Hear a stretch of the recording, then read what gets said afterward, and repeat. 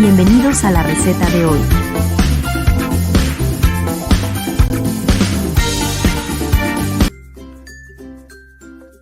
Hola, bienvenidos al canal. Hoy voy a preparar un ponche de frutas para la dieta cetogénica. Los ingredientes que vamos a necesitar son media taza de flor de Jamaica.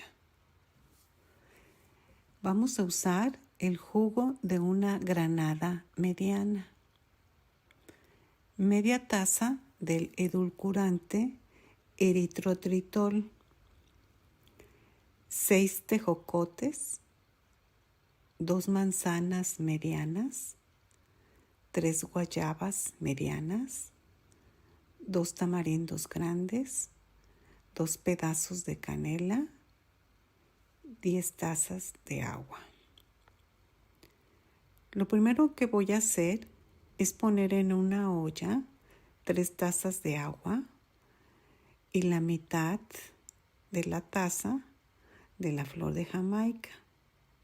Voy a poner a calentar y esperaré a que hierva para luego apagar y reservar. Mientras tanto, voy a quitar las semillas a las guayabas que previamente lavé y las voy a partir en pedacitos a lo largo.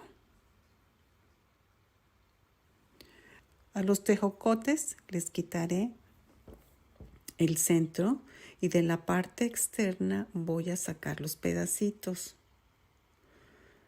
De las manzanas haré cuadritos. También voy a obtener el jugo de la granada. Para esto voy a partir en 4 la granada y con la ayuda de un exprimidor de limones voy a sacar el jugo. Ya que tenemos listos los ingredientes, voy a poner en otra olla el resto del agua y voy a poner a calentar el tamarindo, la canela y la fruta picada. Esto es las guayabas, los tejocotes y las manzanas.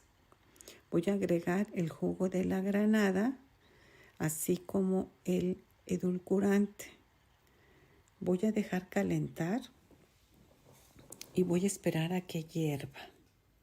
Voy a contar unos 10 minutos, de 10 a 15 minutos, con el objeto de que se integren bien los sabores. Después de este tiempo voy a apagar y